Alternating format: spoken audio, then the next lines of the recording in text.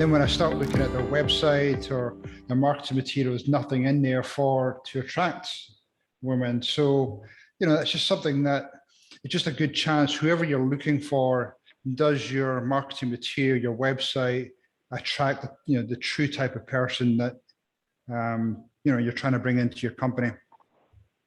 Sure. So, yeah, makes sense. When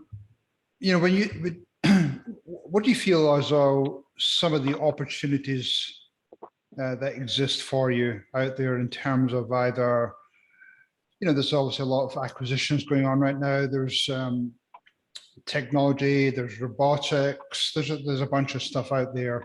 When you do go through your planning for the year, does any of that type of stuff, come into your mind? And how can I shift my company to address some of these things coming down the pipeline? Yeah, absolutely. We've been using a CRM service for 7 years now, and there's still a lot more we can do with that. And we just finished up our annual meeting yesterday, and that was one of the things we identified to work on is how to automate things more and take more advantage of the database we have, not just for marketing, but for just internal automations. There's a lot we can be doing there that we aren't doing right now. So I feel like we only scratched the surface of that. So we're really looking to take better advantage of that this year. Additionally, I have some other things going on beyond just Swayze Alexander Landscaping, GreenSphere, and I have another company. We're officially another company as of last week, which is called GreenSphere Training. And what we're doing there, it's a former employee of mine, one of my FERT techs, who, super smart guy. He developed our organic tick and mosquito program, came up with the formulations, tested everything, sourced all the materials. I mean, he saved us, I want to say the year we switched to his program, we saved something like $60,000 in material cost. Oh, wow. It was pretty amazing. That's great. Wow. So he got into the green industry pretty much out of high school, but always wanted to get more into like web development stuff. So after 3 seasons working for me and a few other companies before that, he went to web development school. And the project that he had to do was to build an app. And so he and I started talking about, what would it take to build a training app? And that was the basis for his project for his web development certificate.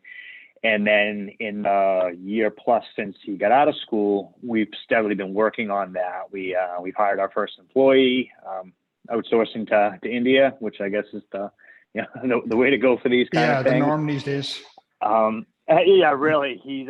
We brought him on this week. As I said, we became an official company last week, but we've been working on developing a training app to be used by companies like us, specifically geared towards the lawn care, fertilization end of the business, plus tick and mosquito and healthcare. There are some really good apps out there that are geared towards landscaping, maintenance and snow, but nothing exists for the fertilization market. And so we've been developing that. We're about to release it into kind of a beta version for this year. Hopefully be able to have it more refined and really roll it out by midsummer. But it's going to focus on bringing a new tech into your company and onboarding them. There is pre-populated content in there, for things like, diseases, insects, all the pictures of it. And then there's the training that goes along with it.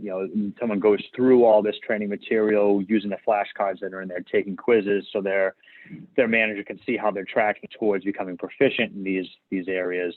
And then once you go out in the fields, you have that as a mobile app to refer back to. So you're looking at, red thread in a lawn, and is it red thread? Is it pink patch? Well, what's the difference? Well, you can look through this. And rather than having to, call a manager, send pictures, that they'll have all that info there.